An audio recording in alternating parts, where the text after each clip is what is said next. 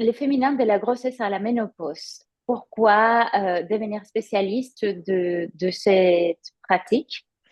Car même si je suis pas d'accord avec l'affirmation que font beaucoup de profs de yoga de la femme, au yoga des hormones, etc., en disant que le yoga n'est pas adapté aux femmes, c'est vrai. À moi, ça m'a aidé. Je pratique depuis 24 ans maintenant et ça m'a aidé dans énormément de moments de ma vie.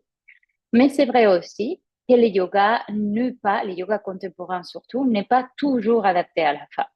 Donc, il faut mettre ces petits mais, ces petits toujours, parce qu'il y a des moments où il est adapté et des moments où il devient même une contrainte pour la femme.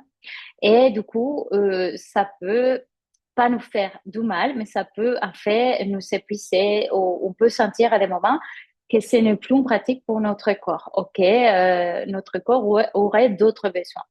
Du coup, avec ces webinaires, mon intention, c'est de vous partager déjà des outils, un point de vue, en tout cas, une vision sur comment mieux comprendre son corps, le corps de femme. Et là, je parle de personnes qui ont un utérus. Je ne vais pas rentrer parce qu'on pourrait rentrer dans les discours de genre, etc. C'est, pour moi, une femme, c'est une personne qui a un utérus ou qui l'a eu et que lui a retiré, mais c'est une personne qui a eu la capacité de menstruer à un moment de sa vie. Et également sa physiologie, ses hormones, ses cycles, son cerveau, qui est différent aussi du cerveau masculin, et les conditions, pathologies et les besoins qui s'écoulent de cette conception féminine. Pour créer des pratiques qui s'adaptent à tout ça, vous faites sur mesure, pas des pratiques seulement adaptées, comme tu disais bien, Céline, on y va à cours et on l'adapte aux femmes enceintes, mais pareil, parfois, on va adapter les cours par exemple, à la menstruation, mais le mieux, ça serait d'avoir vraiment une pratique dans laquelle chacune puisse se dire, ah, ça me convient pas, à ce moment-là, je choisis de faire ça. Et avec cette connaissance, pouvoir faire une pratique pour chaque moment de notre cycle. Et puis aussi, construire une pratique de yoga personnalisée pour nous tout le long de la vie. Parce que nous, on change beaucoup. Chose que ça arrive aussi aux hommes, mais d'une autre façon. Donc, je vais vous poser des questions après. Bon, à toi, qui est présente sur comment adapter le coup à ce moment de la vie. Et je vais partir d'une expérience personnelle de l'illusion de la séquence parfaite. Avant, et souvent pendant un moment de ma vie, je croyais que maîtriser l'anatomie et préparer très bien mes séquences suffisait. Et en fait, peu à peu, la réalité du corps féminin m'a fait comprendre que ça ne suffisait pas pour une raison très simple, parce que c'était trop rigide, que j'avais appris ça dans les cirques, dans la danse et dans d'autres pratiques, et que ça, c'était un bon point de départ, mais comme un menu ne va pas convenir à tout le monde, c'est pareil pour une pratique de yoga. On a besoin, en fait, de comprendre et connaître son corps et de savoir comment adapter la pratique à chaque moment. Et ça ne suffit pas que la prof les connaisse, c'est une transmission qui devrait être passée aux élèves pour qu'elles-mêmes soient indépendantes. Ça, c'est toujours mon point de départ et tu le connais bien, je pense, Céline, euh, que chacune puisse adapter son yoga. Oui. Du coup, mon expérience de travailler avec des femmes depuis 20 ans, où j'ai donné des cours, des femmes jeunes, de 20 ans à 80 ans, dans toutes les périodes de leur vie, et d'être moi-même une femme, et d'avoir accompagné des professeurs à se former en yoga prénatal, des mamans bien sûr aussi, et après dans la période du postpartum, dans la périménopause où je suis maintenant et la ménopause où j'ai accompagné des femmes, tout ça euh, uni aussi à une expérience, un parcours oncologique avec des femmes qui ont un cancer, m'a fait comprendre que la technique ne suffit pas. Il faut vraiment une compréhension et qu'il faut se mettre un peu à la place de ces femmes-là dans tous ces moments pour pouvoir les prendre en charge. Bien sûr, ça s'est fait mieux dans des séquences particulières ou en petits groupes, parce que sinon c'est compliqué de faire une prise en charge personnaliste. Du coup, euh, trois choses que j'ai trouvées et que tu peux trouver aussi dans les cours, je pense que tu reconnaîtras peut-être certaines. La première, les profs qui arrivent avec des certitudes au lieu des questions. Du coup, on arrive avec une pratique et on dit, femme, oui, on va vous adapter. Mais il n'y a pas d'écoute. On ne dit pas, par exemple, comment ça va aujourd'hui ou est-ce que dans quel moment de ton cycle tu es aujourd'hui. Euh, et même parfois, je me suis retrouvée dans des formations où j'avais des femmes enceintes, pas les miennes, mais dans des formations où j'ai enseigné, il y avait des femmes enceintes et personne ne leur avait demandé, est-ce que vous êtes enceinte? Dans quel trimestre? Comment ça se passe votre grossesse, etc. Et il y a beaucoup de choses à savoir quand on prend en charge une femme enceinte. Et également, quand on prend en charge une femme en périménopause ou en ménopause. Euh, Deuxième problématique, c'est celle des restes généralistes. Quand on enseigne un peu de tout et on reste dans la surface, on va jamais toucher vraiment les cœurs de notre cible, qui sont les femmes. Et du coup, les femmes, elles vont venir pour faire une activité, mais elles vont pas réellement se sentir comprises. C'est ce qui arrivait et qui arrive encore dans la consultation d'un médecin. Par exemple, on se rend compte aujourd'hui une endométriose peut prendre jusqu'à 7 ans à être diagnostiquée. C'est incroyable. Et tout ça, c'est parce que les douleurs des femmes, les conditions des femmes sont encore peu comprises et peu prises en charge. Et qu'on va nous dire, oui, mais prenez un antidouleur, madame, si vous savez mal pendant vos règles. Et du coup, on va pas aller chercher plus loin, on s'est questionner sur qu'est-ce qui peut arriver. Et ensuite, croire que la technique suffit.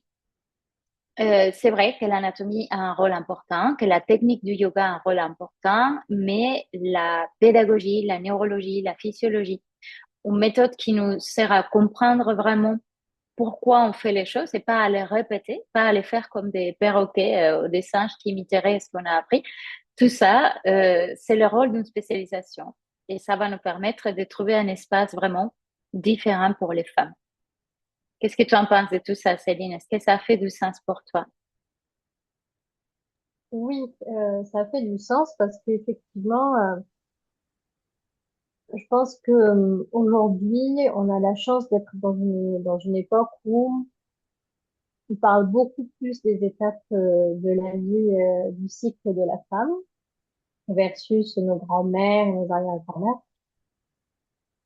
Et donc, forcément, il faut avoir une cible plus précise. Et comme tu le dis, ben, tu peux, nous, on a quelques femmes enceintes qui viennent parmi le cours de yoga traditionnel, mais c'est pas non plus très confortable parce que selon le déroulé que tu as du cours, tu peux pas non plus adapter à 100% la pratique pour cette femme. Donc, c'est aussi pour ça que chaque moment de vie, chaque spécificité doit trouver un espace, un temps dédié. Tout Enfin, à moi, fait. c'est comme ça que je l'entends. Voilà, aussi. Et puis, en tant que prof, tout est formé avec moi en 200 heures. C'est vrai qu'on n'a pas le temps de rentrer autant en profondeur et Non. on nécessite, il faut un temps de plus pour entrer dans les techniques où on va aller comprendre des choses que peut-être on va pas pouvoir rentrer dans les 200 heures parce qu'elles sont pas générales ou elles vont pas intéresser à tout le monde. Je donne un Oui, exemple, même en étant femme, parce que aussi ça nous intéresse à tous les profs de yoga qui ont des femmes, de se dire, si je veux continuer de pratiquer toute la vie, mon corps va changer, je vais peut-être tomber enceinte, je vais peut-être avoir une périménopause, une ménopause, je veux peut-être passer par là. Et du coup, maintenant, je sais que mon cerveau, par exemple, change. Dans la périménopause, ça se reconfigure. Il y a des moments où j'ai des blancs, des moments où oublie des phrases. Et tout ça, c'est dû à une reconfiguration. Et à une autre très importante, c'est celle qui nous arrive quand on est enceinte pendant la grossesse. Il y a vraiment des changements très importants. Et tout ça, on les découvre récemment. C'est tout nouveau, en fait, qu'on comprenne que le cerveau des femmes change totalement quand elles sont enceintes parce qu'il mhm. y a un lien qui s'est fait avec les bébés. Et je pense qu'il va y avoir beaucoup de choses qu'on va comprendre dans le futur aussi par rapport au cerveau féminin et à comment on fonctionne socio-émotionnellement, comment il se restructure dans les moments de la vie et du coup, comment on change par rapport à tout ça. Donc, effectivement, c'est pas seulement adapter, c'est aussi savoir qu'il y a des processus et quels sont ces processus-là pour que la femme aussi se comprenne elle-même et se dise, ah, mais oui, évidemment. Par exemple, le changement de centre de gravité qu'il y a dans la période prénatale, ou les besoins de stabilité et de renforcement. Souvent, on pense que le yoga prénatal doit être doux, mais en fait, pas du tout. Lors de la période prénatale et à nouveau lors de la période de la périménopause, ce qu'il faut, c'est une prévention avec du renforcement des jambes, du dos et de toute la partie basse du corps et avec des exercices très concrets pour préparer les périnées, pour préparer la respiration. Imagine que l'utérus va grandir énormément. Du coup, il y a beaucoup de choses physiologiquement à adapter. Et puis, beaucoup de préparation et des changements. Par exemple, la température des femmes enceintes est plus haute. Du coup, on ne peut pas faire les mêmes cours. Et on ne peut pas les faire avec la même température qu'avec le reste des gens. Parce que sinon, la femme, elle va être épuisée, surtout dans les suds, que tu sais bien qu'il fait chaud à certains moments de Oui, l'année. Voilà, ça, ce n'est pas adapté. Du coup, le yoga prénatal n'est pas un yoga doux. C'est un langage qui va accompagner la maman, le bébé, et qui va s'adapter à toute cette physiologie. Et une autre période, bon, la périménopause, je l'ai pas mis ici, mais ça serait presque plus important parce que la périménopause va nous préparer à la ménopause et que souvent, si on se prépare de la bonne façon, on va arriver à la ménopause avec une meilleure masse musculaire, avec une meilleure densité osseuse, aussi en comprenant tout ce qui nous arrive, et on va les vivre beaucoup moins mal, alors que si on ne les comprend pas, ces processus-là que je suis en train de vivre, on va les vivre mal. Et parfois, je t'avoue que ce n'est pas facile, il y a beaucoup de changements. Et j'aimerais aussi, et c'est pour ça que je partage cette formation et que j'ai changé ma formation de prénatal initiale pour inclure périménopause et ménopause, parce qu'il y a ces mythes de deux clans. C'est que les femmes, à partir de 40 ans, bon, ça va vers les bas.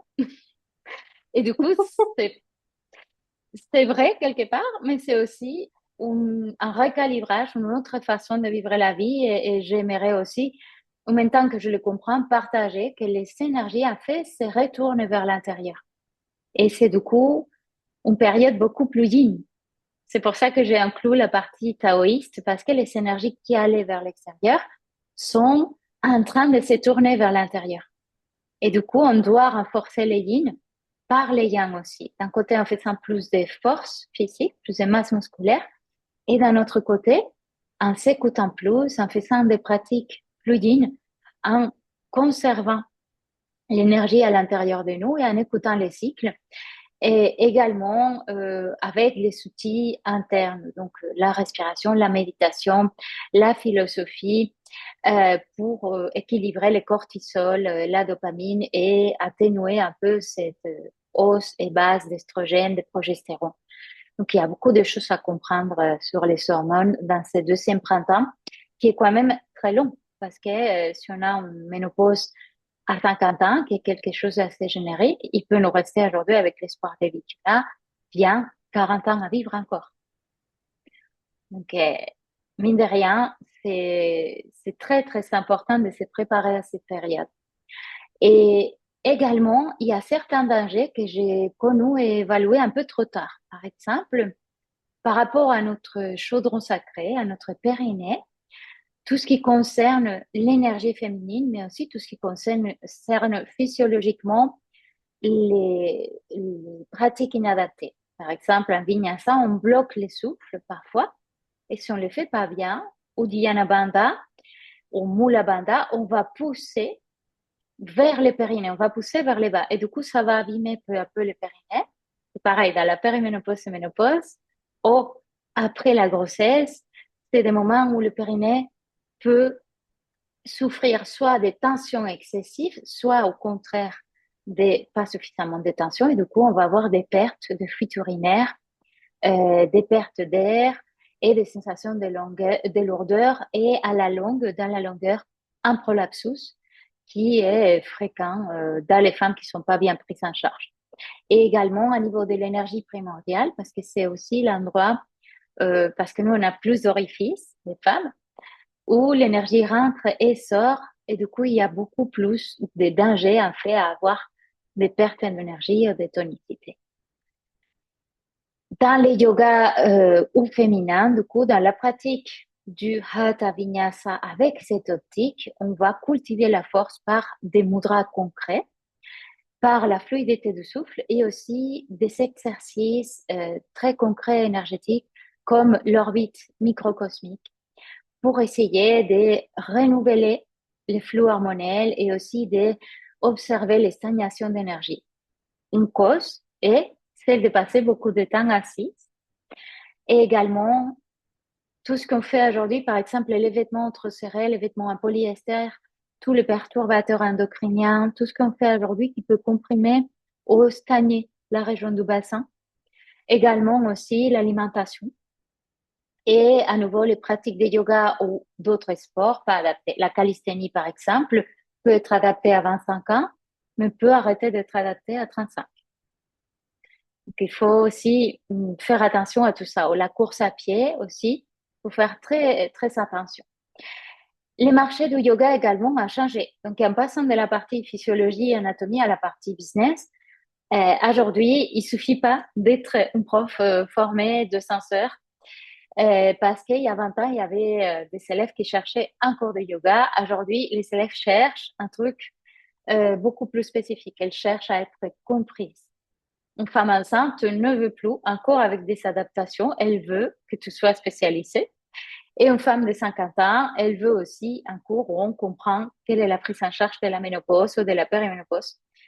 Et une maman épuisée en postpartum a besoin de sécurité, de que tu saches qu'est-ce que c'est une diastase, que tu comprennes son système nerveux, sa chute hormonelle.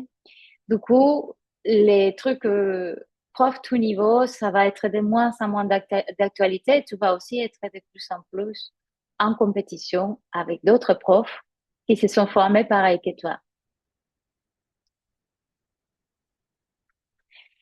Et en plus, tes spécialités te donnent toujours la possibilité de proposer des choses différentes. Par exemple, des tarifs premium, donc de facturer un tout petit peu plus.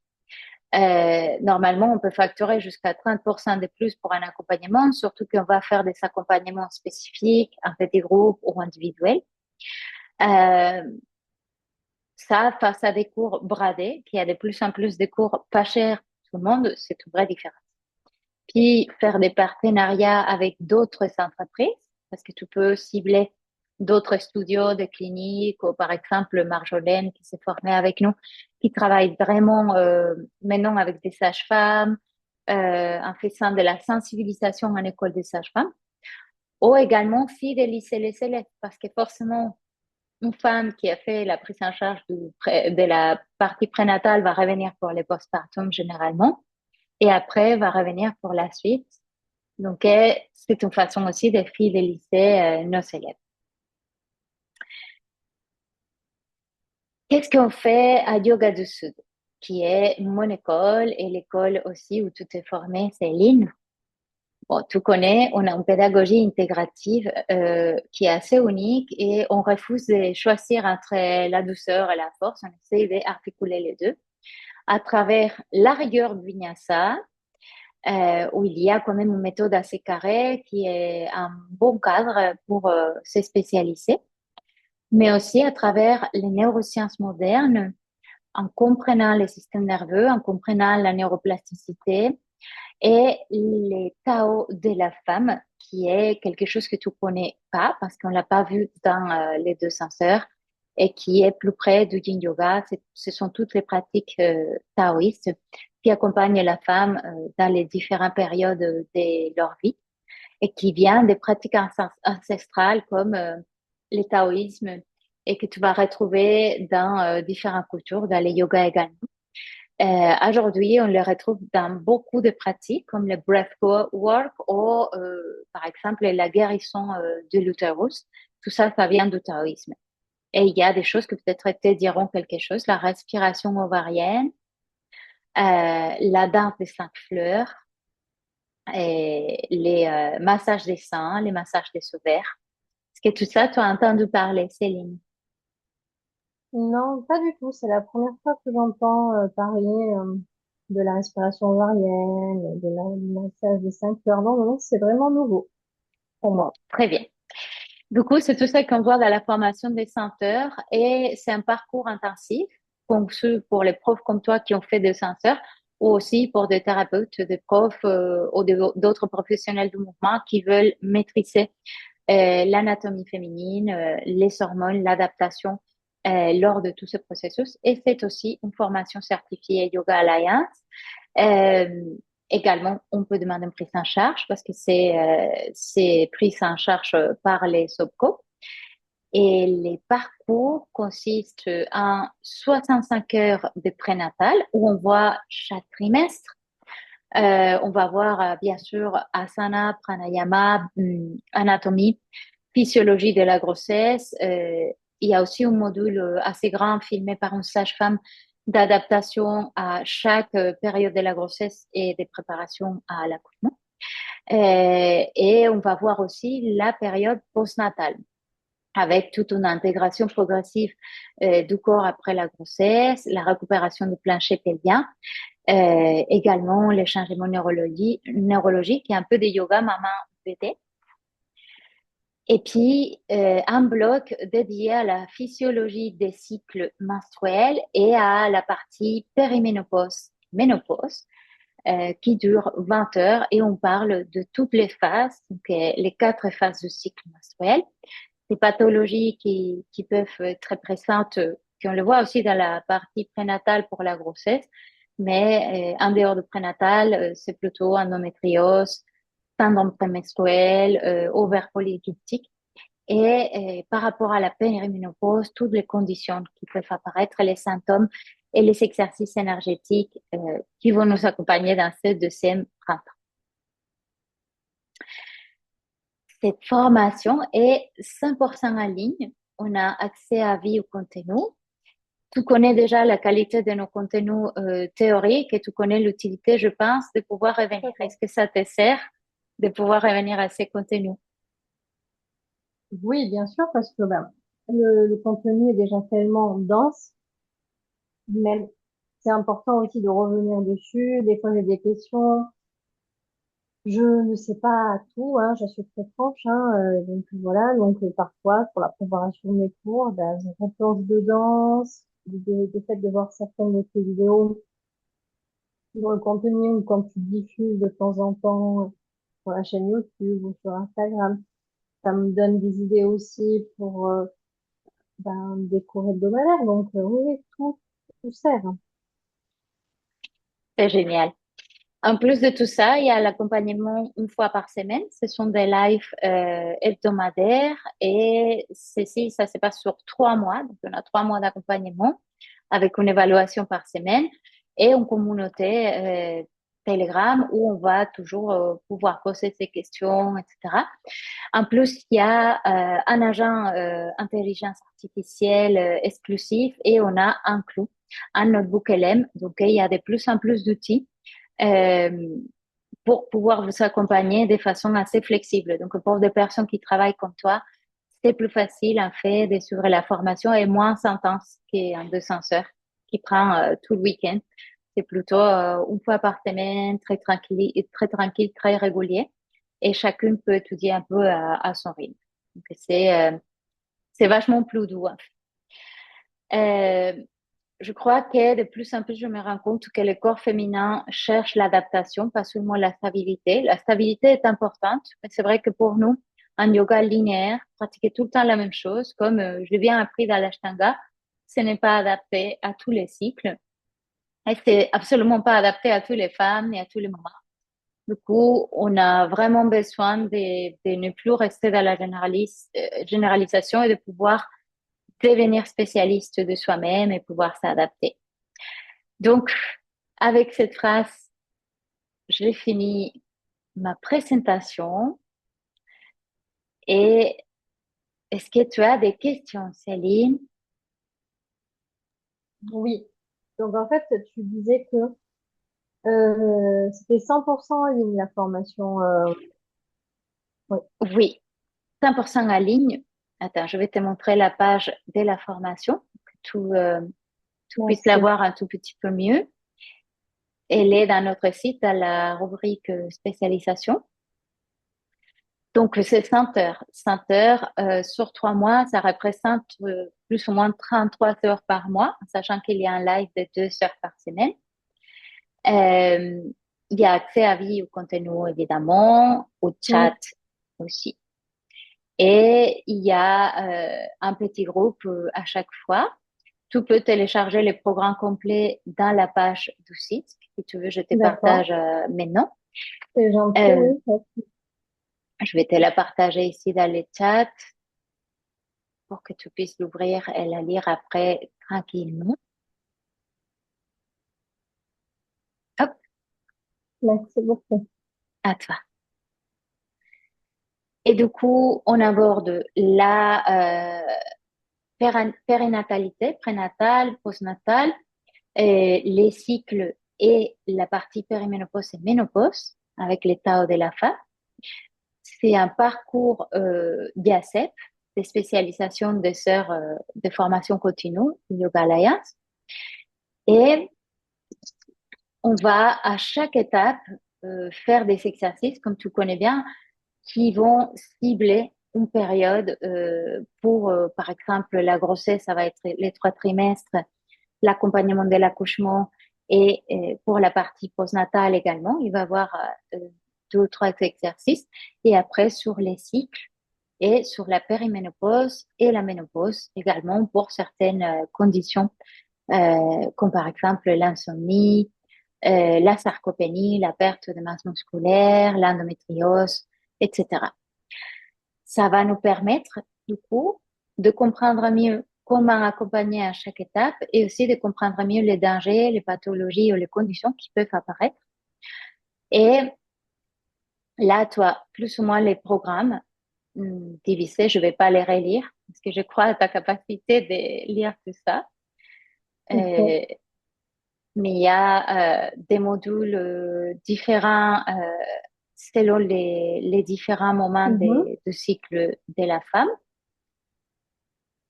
Et puis, tu peux télécharger, comme je t'ai dit, les programmes ici. Et si tu as besoin, lire les témoignages des gens qui ont fait avant la formation de prénatal. Ce que tu trouveras pas, c'est la partie périménopause, ménopause qui est nouvelle, qui s'est Ok. rajoutée après cette formation. Et en total, tu auras 12 lives, comme c'est 3 mois, c'est un live par semaine pendant 3 mois, avec une évaluation hebdomadaire. Et si jamais tu fais pas ton exercice à la semaine, tu peux le rendre à la semaine suivante. Ok, il se stockerait et je les évaluerai quand tu les auras rendu, tout simplement. Les prix de la formation est de 2 000 euros, mais pour les élèves qui se sont déjà formés avec nous, tu le sais bien, c'est 10% des mois. Donc, Mhm. pour toi, ça reviendrait à un prix de 1 800 au lieu de 2 000.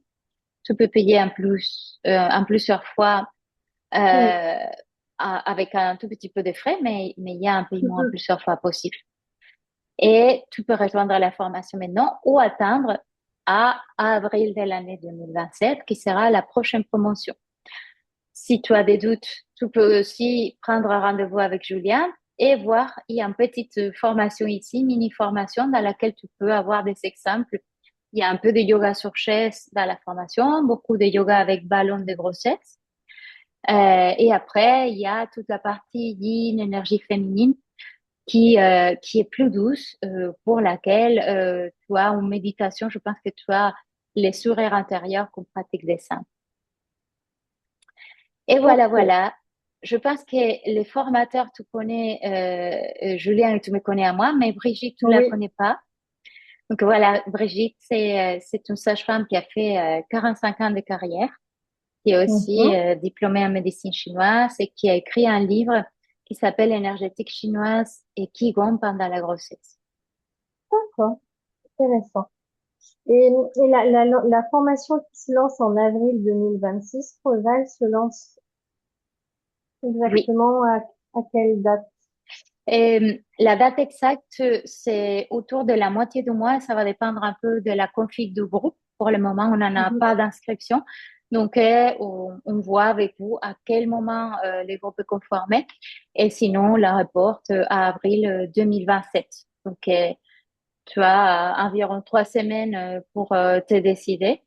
Normalement, aujourd'hui, il était censé avoir d'autres personnes qui, je pense, sont en réflexion comme toi.